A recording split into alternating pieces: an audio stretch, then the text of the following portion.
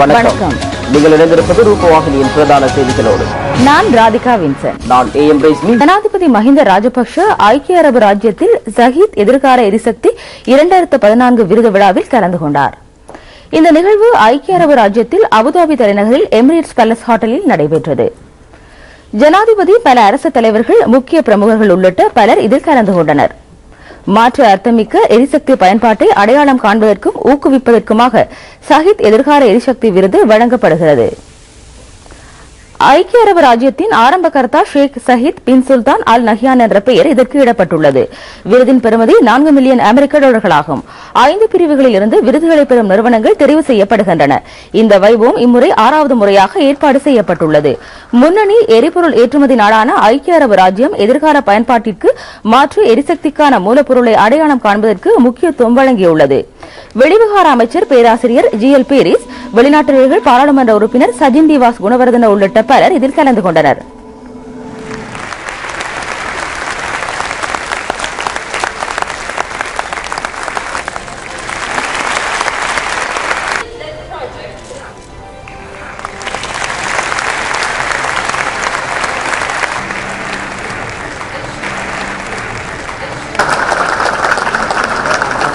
இதனைத் தொடர்ந்து ஜனாதிபதி எமிரேட்ஸ் பேலஸ் ஹோட்டலில் ஐஸ்லாந்து ஜனாதிபதி ஒலாப்போ ருக்னார் கிரிம்சனை சந்தித்தார். மோதல்கள் முடிவுக்கு வந்த பின்னர் இலங்கை குறிப்பிடத்தக்க வளர்ச்சியை அடைந்திருப்பதாக கிரிம்சன் கூறினார்.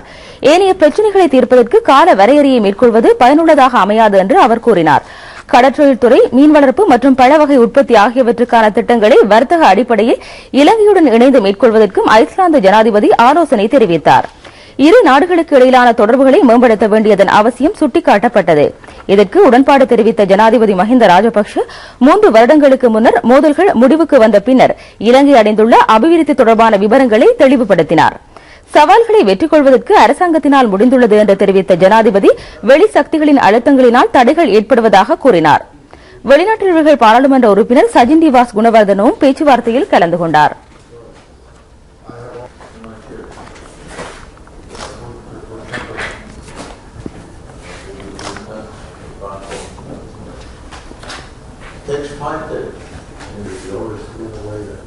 மாலத்தீவு ஜனாதிபதி அப்துல்லா யமீன் கய்யூம் 3 நாள் உத்தியோகபூர்வ விஜயத்தை மேற்கொண்டு இலங்கை வந்துள்ளார். ஜனாதிபதியாக தெரிவு செய்யப்பட்ட பின்னர் அவர் இலங்கைக்கு மேற்கொண்டுள்ள முதலாவது விஜயம் இதுவாகும். ஜனாதிபதி மஹிந்த ராஜபக்சவின் அழைப்பின் பேரில் இன்று காலை அவர் இலங்கை வந்தார். அமைச்சர்கள், அரசியல் கட்சிகளின் தலைவர்களை கொண்ட உயர்மட்ட தூதுக்குழுவுடன் ஜனாதிபதி யமீன் இலங்கை வந்துள்ளார். கட்டுநாயக்க பண்டாரநாயக்க விமான நிலையத்தில் இவர்களை அமைச்சர்களான பேராசிரியர் GL பீரிஸ், AHM ஃபவுசி, மாலைதீவுக்கான இலங்கை உயர்ஸ்தானிகர் டிக்ஷன் தேல, விமான நிலைய மற்றும் விமான சேவை நிறுவனத்தின் தலைவர் பிரசன்ன விக்ரமசூரிய ஆகியோர் குழுவினரை வரவேற்றனர். மாலைதீவு ஜனாதிபதியின் 2வது வெளிநாட்டு உத்தியோகபூர்வ விஜயம் இதுவாகும். இவர் முதலாவதாக இந்தியாவுக்கான உத்தியோகபூர்வ விஜயத்தை மேற்கொண்டிருந்தார். இவர் இலங்கையில் தங்கியிருக்கும் காலப்பகுதியில் ஜனாதிபதி மஹிந்த ராஜபக்ஷ அரசாங்கத்தின் சிரேஷ்ட அமைச்சர்களுடன் பேச்சுவார்த்தை நடத்த எதிர்பார்த்துள்ளார்.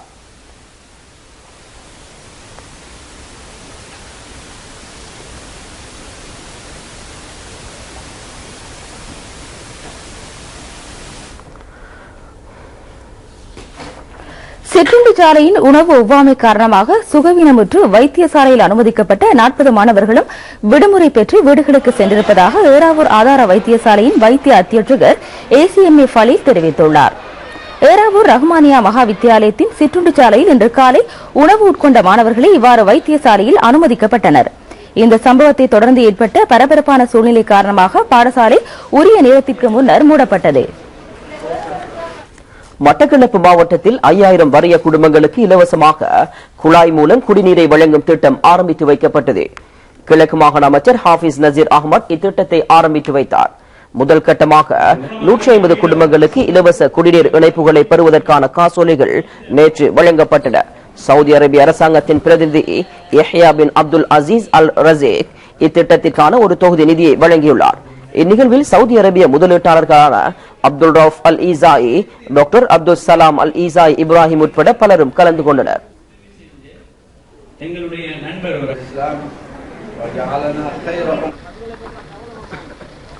கொர்லேப்பற்று மத்திய பிரதேச செயலகத்திற்கான அரச கால்நடை வைத்திய அதிகாரி அலுவலகமும் விடுதியும் புலானை ரதிதென்ன கிராமத்தில் நேற்று திறந்து வைக்கப்பட்டன.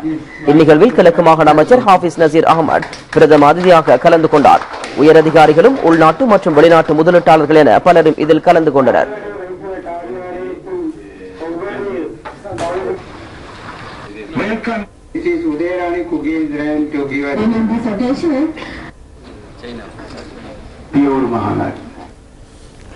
யாழ்ப்பாணம் மற்றும் களுத்துறை மாவட்டங்களைச் சேர்ந்த 75க்கும் மேற்பட்ட தமிழ் சிங்கள இளைஞர் யுவதிகள் பலர் இன்று ரூபவாகினி கூட்டுத்தாபனத்திற்கு விஜயம் ஒன்றை மேற்கொண்டிருந்தனர். பண்டார்கம பிரதேச செயலாளர் அலுவலகமும் தேசிய இளைஞர் சேவை மன்றமும் ஏற்பாடு செய்த யாழ்ப்பாணம் களுத்துறை இலங்கை இளைஞர் பரிமாற்ற திட்டம் பண்டார்கம சபை மூலம் கிந்தல்பெட்டிய கிராம அதிகார பிரிவை அண்மித்ததாக 75 இளைஞர்களும் யுவதிகளும் பங்கு பெற்றும் நிகழ்ச்சி 19ஆம் திகதியிலிருந்து நடைபெற்று வருகிறது. இது 23ஆம் திகதி நிறைவு பெறும். இத்திட்டத்தின் ஒரு அங்கமாக யாழ் மாவட்டத்தைச் சேர்ந்த தமிழ் இளைஞர் யுவதிகள் உட்பட பலர் ரூபவாகினி கூட்டுத்தாபனத்திற்கு விஜயம் செய்தனர். இதன் தயாரிப்பு, தொழில்நுட்ப விடயங்கள் ஆகியவற்றை கேட்டறிந்து கொண்டது மாத்திரமன்றி கலையகங்களையும் பார்வையிட்டனர். இங்கு கலைஞர்களுடனும் நட்புறவாக உரையாடினார்கள். சிங்கள இளைஞர்களுடன் அந்யோன்யமாக உறவை பரிமாறிக்கொள்ள கிடைத்தமையிட்டும் நாட்டின் எந்த பகுதிக்கும் சென்று வரக்கூடிய சந்தர்ப்பத்தை ஏற்படுத்தி தந்த அரசாங்கத்திற்கும் தமிழ் சிங்கள இளைஞர் யுவதிகள் நன்றி தெரிவித்தனர்.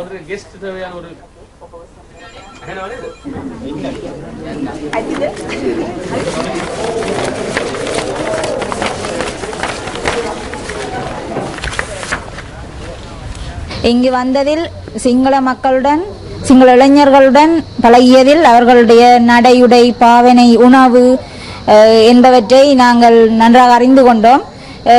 நமக்கு சிங்கள வார்த்தைகள் தெரியாவிடனும் இங்கு வந்து சிறிது சிறிது வார்த்தைகளை நாம் பெற்றுக்கொண்டுள்ளோம். இந்த ரூபவாகினி கூட்டுத்தாபனத்திற்கு வருகை தந்ததில் பெரும் மகிழ்வடைகின்றோம்.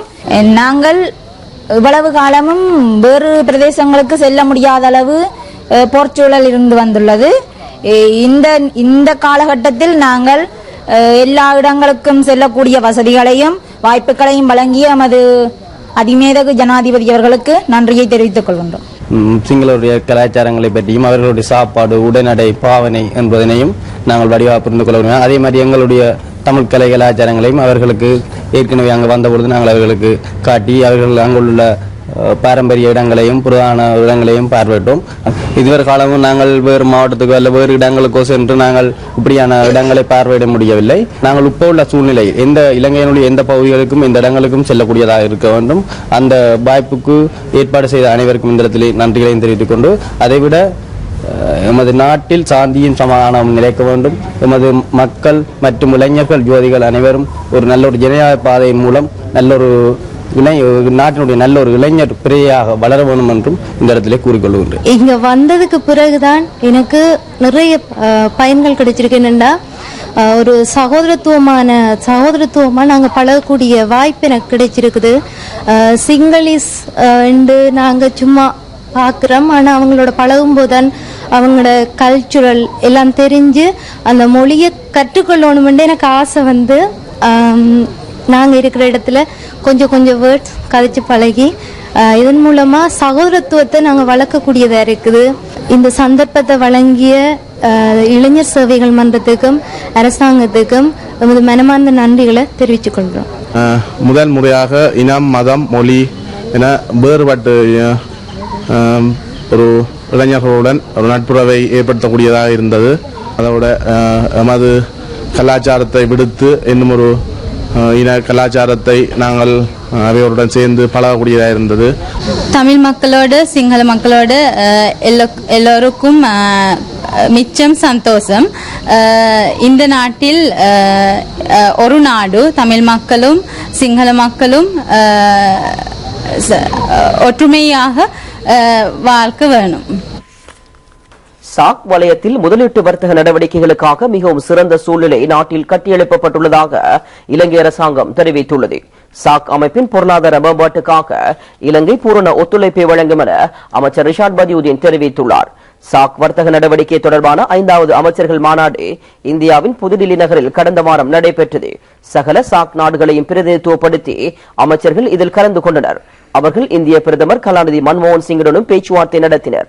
அமைச்சர் ரிஷாட் பதியுதீன் தலைமையிலான குழு மாநாட்டில் பங்கு பெற்றியது.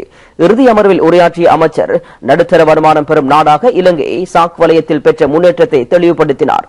சர்வதேச வர்த்தக பதிவேட்டில் உயர்ந்த இடத்தை இலங்கை பெற்றுள்ளதாக அமைச்சர் ரிஷாட் பதியுதீன் தெரிவித்தார். இலங்கை தற்பொழுது 20க்கும் மேற்பட்ட நாடுகளுடன் புதிய வர்த்தக முதலீட்டு உடன்படிக்கைகள் ஏற்படுத்தியுள்ளதாகவும் அமைச்சர் தெரிவித்தார்.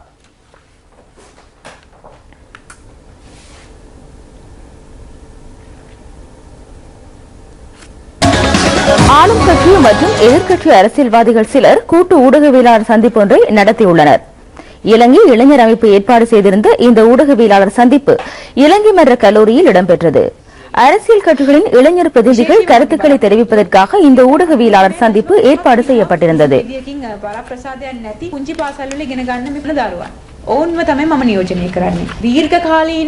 සැලසුමක් වෙනුවෙන් කතා කරන්නයි මම හිතනවා මම ඉස්සරහට එන්නේ. රටේ සාක්ෂරතාවයේ 92යි මහ බැංකුව වාර්තාව අනුව 92.2යි ඒ වගේ විවිධ නිර්ණායකයන් හදනවනේ.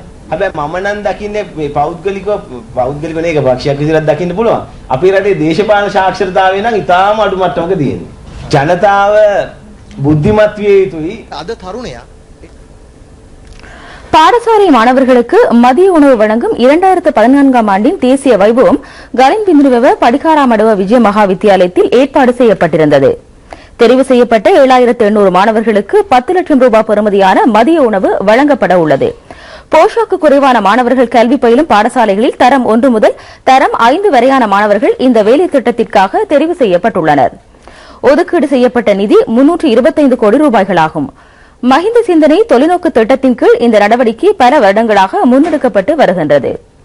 இதன் மூலம் ஆக குறைந்த போஷாக்குடைய மாணவர்களின் எண்ணிக்கையை 17% குறைப்பதற்கு முடிந்துள்ளது. மாணவர்களின் போஷாக்கு பிரச்சினைகளை தீர்ப்பதற்காக அவர்கள் மத்தியில் தேசிய உணவு பயன்பாட்டை அதிகரிப்பதும் பாடசாலைக்கு செல்வதை ஊக்குவிப்பதுமே இதன் முக்கிய நோக்கமாகும். 1000 மாணவர்களுக்கு ஒரு கப் பசும்பாலை வழங்கும் தேசிய வேலைத்திட்டம் பதவிய மகாசேன் வித்தியாலயத்தில் நாளை ஆரம்பமாக உள்ளது. மதிய உணவுக்காக தெரிவு செய்யப்படாத பாடசாலைகள் இதில் இடம்பெற உள்ளன. வடமத்திய மாகாண ஆளுநர் கருணாரத்ன திவுல்கனே, பிரதியமைச்சர் எஸ் முத்துக்குமாரன் ஆகியோர் மதிய உணவு வழங்கும் வேலை திட்டத்தில் கலந்து கொண்டனர்.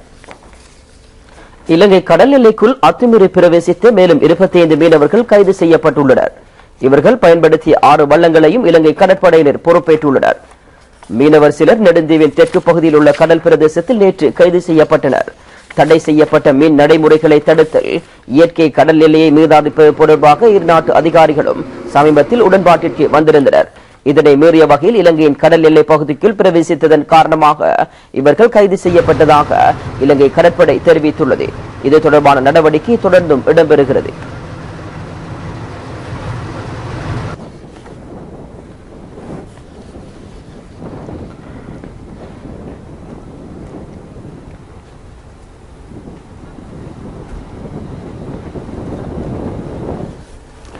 திடீர் விபத்தினால் உயிரிழந்த ஆனந்தா கல்லூரி மாணவனின் மரணம் தொடர்பாக விசேட விசாரணை கல்வி அமைச்சர் பந்துல குணவர்தன தலைமையில் மேற்கொள்ளப்பட்டுள்ளது. இது தொடர்பாக மருதானை போலீஸ் விசேட குழு விசாரணையை ஆரம்பித்துள்ளதாக போலீஸ் ஊடக பேச்சாளரும் சிரேஷ்ட போலீஸ் அத்தியட்சகருமான அஜித் ரோகன தெரிவித்தார். கொழும்பு ஆனந்தா கல்லூரியைச் சேர்ந்த தரம் 4 கல்வி பயின்ற செனத்த விஜயசிங்க என்ற மாணவன் இன்று காலை திடீர் விபத்திற்கு உள்ளானார். இவர் வித்தியாலயத்தின் விளையாட்டு திடலை மட்டம் செய்வதற்காக பயன்படுத்தப்படும் கையுருளையில் சிக்கியிருந்தார். 9 வயதான சேனத்து அதுரகிரிய பிரதேசத்தைச் சேர்ந்தவராவார். இவர் உடனடியாக ரிஜ்வே சிறுவர் வைத்தியசாலையில் அனுமதிக்கப்பட்டார். அந்த வேளையில் மாணவன் மரணமாகியிருந்ததாக வைத்தியசாலை பணிப்பாளர் டாக்டர் ரத்னஸ்ரீ ஹேவகி தெரிவித்தார். ஆனந்த வித்தியாலய அதிபர் கித்ஸ்ரீ லியனகமகி சம்பவம் தொடர்பாக கருத்து வெளியிட்டார்.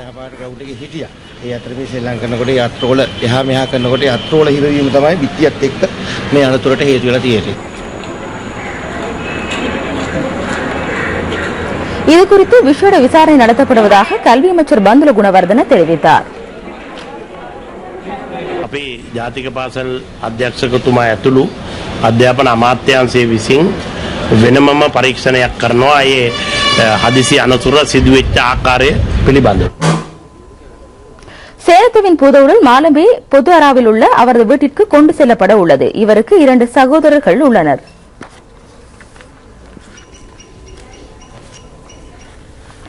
கிளிநொச்சி மாவட்டத்தில் யுத்தத்தால் பாதிக்கப்பட்ட மக்களின் தேவை கருதி நடமாடும் சேவை ஒன்று ஒழுங்கு செய்யப்பட்டதாக போலீஸ் ஊடக பேச்சாளர் சிரேஷ்ட போலீஸ் அத்தியட்சகர் அஜித் ரோகன தெரிவித்துள்ளார்.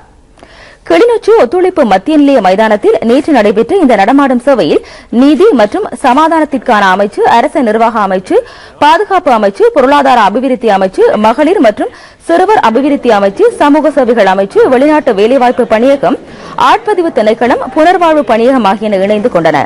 நடமாடும் சேவையை போலீஸ் தலைமையகம் ஒழுங்கு செய்திருந்தது. இதன்போது எடுக்கப்பட்ட தீர்வுகளை 2 வாரங்களுக்குள் நடைமுறைப்படுத்த உள்ளதாக கிளிநொச்சி மாவட்ட செயலகம் தெரிவித்துள்ளது.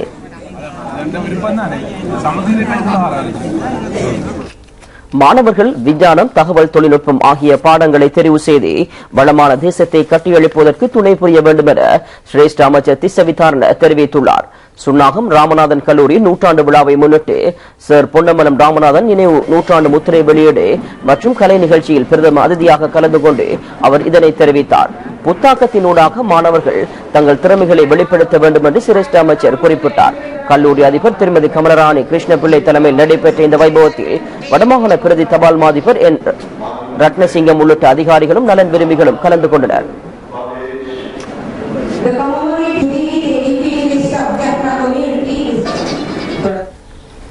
ஜனாதிபதி மஹிந்த ராஜபக்சவின் தூர நோக்கிலான அபிவிருத்தி வேலைத்திட்டங்கள் காரணமாக வடக்கு கிழக்கு மாகாணங்களில் விவசாயத்துறை முன்னேற்றம் கண்டு வருவதாக அம்பாறை மாவட்ட பாராளுமன்ற உறுப்பினர் PHPS என தெரிவித்தார். 1000 விவசாயிகளுக்கு விவசாய உபகரணங்களை வழங்கும் திட்டத்தின் கீழ் ஆரியடிவம்பு பிரதேசத்தில் 100 விவசாயிகளுக்கு உபகரணங்கள் வழங்கப்பட்டன. இந்த நிகழ்வில் பிரதம அதிதியாக கலந்து கொண்டு பாராளுமன்ற உறுப்பினர் இந்த கருத்தை வெளியிட்டார். வழங்கப்பட்ட உபகரணங்களின் பெருமானம் 10 லட்சம் ரூபாவாகும். கல்முனை கல்வி வலயத்தில் புதிதாக ஆரம்பிக்கப்பட்டுள்ள அல் ஹிக்மா கனிஷ்ட மும்மொழி பாடசாலையில் அங்குரார்ப்பண நிகழ்வு நேற்று நடைபெற்றது. பாடசாலையின் புதிய அதிபர் MLA மஹரூப் தலைமையில் இடம்பெற்ற நிகழ்வில் பாராளுமன்ற உறுப்பினர் HMM ஹரீஸ், வீதி அபிவிருத்தி அமைச்சின் செயலாளர் AHM அன்சார், மட்டக்களப்பு மாவட்ட நீதிபதி TLA மனா, கல்முனை வலய கல்வி பணிப்பாளர் MSA ஜலீல் ஆகியோர் அதிதிகளாக கலந்து கொண்டனர். மரநடுகையும் அங்கு இடம்பெற்றது.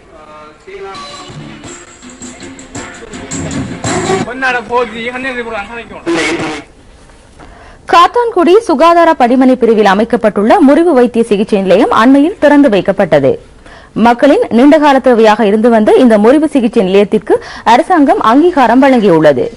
முறிவு வைத்தியர் முகமது ஹமீத் தலைமையில் இடம்பெற்ற திறப்பு விழா வைபவத்தில் சுகாதார வைத்திய அத்தியட்சகர் UL நசீர்தீன், மட்டக்களப்பு மாவட்ட செஞ்சிலுவை சங்கத்தின் தலைவர் S வசந்தராஜா உட்பட பலரும் கலந்து கொண்டனர்.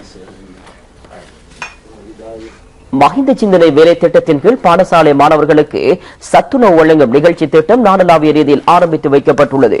இதற்கமைய கல்முனை வலய கல்வி அலுவலகத்தின் பாடசாலை மாணவர்களுக்கு சத்துணவு வழங்கும் பிரதான நிகழ்வு சாய்ந்தமருது வெளிவேரியன் MS காரியப்பர் வித்தியாலயத்தில் நடைபெற்றது. இந்நிகழ்வில் பாராளுமன்ற உறுப்பினர் சட்டத்தரணி HMM ஹரீஸ், கல்முனை வலய கல்வி பணிப்பாளர் SMM ஜலீல், பிரதி கல்வி பணிப்பாளர் A அரஃபாத் உட்பட பலரும் கலந்து கொண்டனர். வல்லாப்பட்டையை ஏற்றுமதி செய்வதை சட்டமாக்குவதற்கு விவசாய அமைச்சு கவனம் செலுத்தியுள்ளது. இதனை ஏற்றுமதி பொருளாக விரிவுபடுத்துவதற்கும் பேச்சுவார்த்தை நடத்தப்பட்டதாக அமைச்சு தெரிவித்தது. வல்லாப்பட்டையின் முக்கியத்துவம் காரணமாக இதற்கு ஆகக்கூடுதலான பெறுமதி கிடைத்துள்ளது. நீர் இயற்கையாக மரத்தில் உள்வாங்கப்படுவதனால் பதார்த்தம் ஒன்று உற்பத்தியாகின்றது. இது 1 கிலோ 30 லட்சம் ரூபாவுக்கு மேலான பெறுமதியை கொண்டதாகும். துண்டுகள் துகளாகவும் எண்ணெயாகவும் இதனை தயார் செய்து ஏற்றுமதி செய்ய முடியும். மத்திய கிழக்கு, ஐரோப்பா ஆகிய பிராந்திய வலயங்களிலும் வாசனை திரவியங்களை தயாரிப்பதற்காக இவை பெருமளவில் பயன்படுத்தப்படுகின்றன. இதன் காரணமாக வர்த்தகர்கள் இவற்றை வெட்டி மிகவும் அந்தரங்கமான முறையில் நாட்டிலிருந்து கடத்துவதற்கு முயற்சிக்கின்றனர். 20 கிலோ வல்லாப்பட்டை மூலம் 12 மில்லி லிட்டர் எண்ணெயை மாத்திரம் தயாரிக்க முடியும். இதன் காரணமாக இலங்கைக்கு ஆகக்கூடுதலான வெளிநாட்டு வருமானத்தை பெற்றுக் கொள்ளும் நோக்கில் வல்லாப்பட்டை உற்பத்தியை மேற்கொண்டு அவற்றை ஏற்றுமதி செய்வதில் கவனம் செலுத்தப்பட்டுள்ளதாக விவசாய அமைச்சு தெரிவித்துள்ளது. இருப்பினும் காடுகளில் உள்ள வல்லாப்பட்டை அளிப்பதற்கு எதிராக விதிக்கப்பட்டுள்ள தடை தொடர்ந்தும் நடைமுறையில் இருக்கும். இலங்கை தென்கிழக்கு பல்கலைக்கழக தொழில் வழிகாட்டல் பிரிவினரால் ஒழுங்கு செய்யப்பட்ட குறுங்கால பயிற்சி நிறையை பூர்த்தி செய்த இளைஞர் யுவதிகளுக்கு சான்றிதழ் வழங்கும் வைபவம் அண்மையில் இடம்பெற்றது. இந்த பிரிவின் பணிப்பாளர் திருமதி MSc சல்பியா உமா தலைமையில் ஒளிவில் வளாகத்தில் அமைந்துள்ள இஸ்லாமிய கற்கைஞர்கள் அரபு மொழிப்பட கேட்போர் கூடத்தில் இந்நிகழ்வு நடைபெற்றது. பல்கலைக்கழக உபவேந்தர் கலாநிதி SMM இஸ்மாயில் பிரதம அதிதியாக கலந்து கொண்டார். பயிற்சியை பூர்த்தி செய்த 258 இளைஞர் யுவதிகள் சான்றிதழ்களை பெற்றுக் கொண்டனர். நபிகளாரின் பிறந்த தினத்தை முன்னிட்டு மட்டக்களப்பு வாழைச்சேனையின் மகளிர் வித்தியாலயத்தில் பாடசாலை அதிபர் ஃபரீடால் ஒழுங்கு செய்யப்பட்ட மீலாதுன் நபி விழா அண்மையில் நடைபெற்றது. பாடசாலை பிரதி அதிபர் மௌலவி MACM புகாரி தலைமையில் இடம்பெற்ற இந்த நிகழ்வில் கோரளைப்பற்று மத்தியஸ்த சபை தலைவர் தவிசாளர் செல்வி S லோகேஸ்வரி, அருள் சகோதர் K சுனில், மௌலவி MEM ரில்வான் ஆகியோர் கலந்து கொண்டனர். மாணவிகளின் கலை நிகழ்ச்சிகளும் அங்கு இடம்பெற்றன.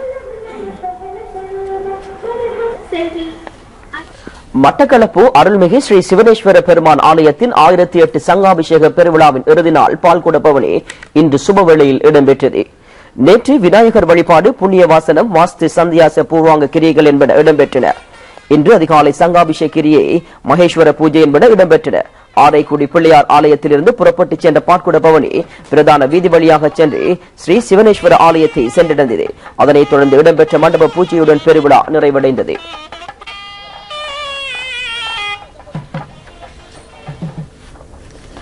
மழைக்காலத்தில் மறைந்து கோடைக்காலத்தில் காட்சியளிக்கும் மஸ்கெலியா பழைய நகரில் வெளித்தோன்றாத பல முக்கிய கட்டடங்கள் உள்ளன. இவற்றில் கதிரேசன் கோவில், விகாரை மற்றும் முஸ்லிம் பள்ளிவாசலின் ஒரு பகுதியை வெளியே காணக்கூடியதாக உள்ளது. இதில் கதிரேசன் கோவில் கட்டடம் இன்னமும் நல்ல நிலையில் இருந்து வருகிறது. இந்த கட்டடம் கருங்கற்களால் நிர்மாணிக்கப்பட்டுள்ளது. இந்த கட்டடத்தின் தொழில்நுட்பம் மிகவும் ஆக்கப்பூர்வமாக அமைந்துள்ளது.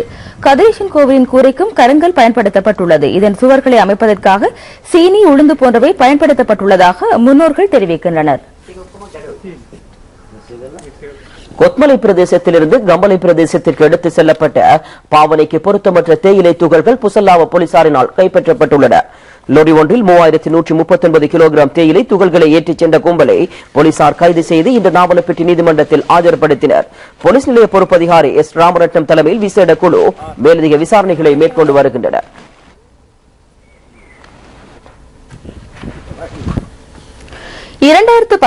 ஆண்டுக்கான தொற்றா நோய்கள் தொடர்பான அறிக்கை வெளியிடப்பட்டுள்ளது. இந்த அறிக்கை சுகாதார அமைச்சினால் சம்பிரதாயபூர்வமாக வெளியிடப்படும் ஒன்றாகும். இது தொடர்பான வைபவம் நாரஹன்பேட்டை தேசிய இரத்த வங்கி மத்திய நிலையத்தின் கீழ்ப்போர் கூடத்தில் இன்று நடைபெற்றது. சுகாதார அமைச்சு 2013 ஆண்டை தொற்றா நோய் சிகிச்சை ஆண்டாக பிரகடனப்படுத்தி இருந்தது. இதனை முன்னிட்டு அனைத்து மாவட்டங்களையும் உள்ளடக்கிய வகையில் பல்வேறு செயல் அமர்வுகளும் மாநாடுகளும் நடத்தப்பட்டன. புகைத்தலை தவிர்த்தல், சிறப்பான உணவு பழக்கம், தேக பயிற்சியில் ஈடுபடுதலின் முக்கியத்துவம் போன்ற விடயங்கள் தொடர்பில் பொதுமக்களுக்கு தெளிவுபடுத்தப்பட்டன. கடந்த வருடத்தில் சுகாதார அமைச்சு திட்டமிட்ட இலக்கை வெற்றிகரமாக அடைவதற்கும் புகைத்தலை 9 வீதத்தினால் குறைப்பதற்கும் முயன்றுள்ளதாக இந்த நிகழ்வில் கலந்து கொண்ட அமைச்சர் மைத்ரிபால சிறிசேன கூறினார். நோய் நிவாரண வேலை திட்டத்திற்கு பங்களிப்பு செய்த அதிகாரிகளுக்கு சான்றிதழ்கள் வழங்கப்பட்டன. பிரதியமைச்சர் லலித் திசாநாயக்க உள்ளிட்ட பலர் நிகழ்வில் கலந்து கொண்டார்கள்.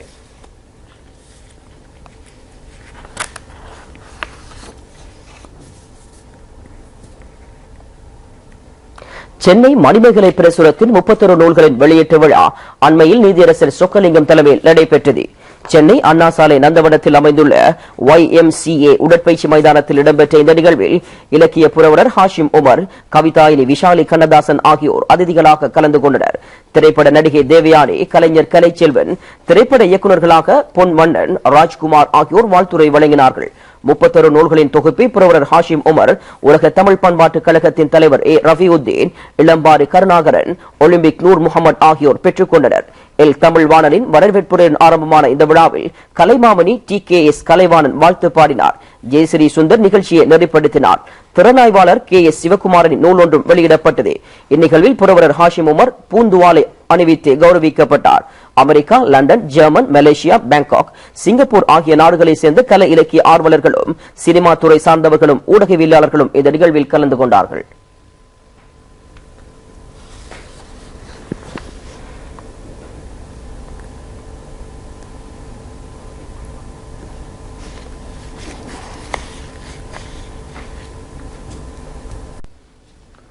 தொடர்பான விளையாட்டுச் செய்தி ஒன்று. கிரிக்கெட். இலங்கை இந்திய மகளிர் அணிகளுக்கு இடையிலான 3 ஒருநாள் சர்வதேச கிரிக்கெட் போட்டித் தொடர் இந்திய விசாகப்பட்டினத்தில் முடிவடைந்துள்ளது. இறுதிப் போட்டியில் இந்திய அணி 7 விக்கெட்டுகளால் வெற்றி பெற்றது. நாணய சுழற்சியில் வெற்றி பெற்ற இந்திய அணி முதலில் துடுப்படுத்த ஆடுவதற்காக இலங்கை அணியை அழைத்தது. இலங்கை அணி 47.1 ஓவரில் அனைத்து விக்கெட்டுகளை இழந்து 140 ஓட்டங்களை பெற்றது. இந்திய அணி 39.3 ஓவர்களில் 7 விக்கெட்டுகளை இழந்து வெற்றி இலக்கை அடைந்தது. இத்துடன் ரூபவாகினியின் இன்றைய பிரதான செய்திகள் நிறைவடைகின்றன. வணக்கம்.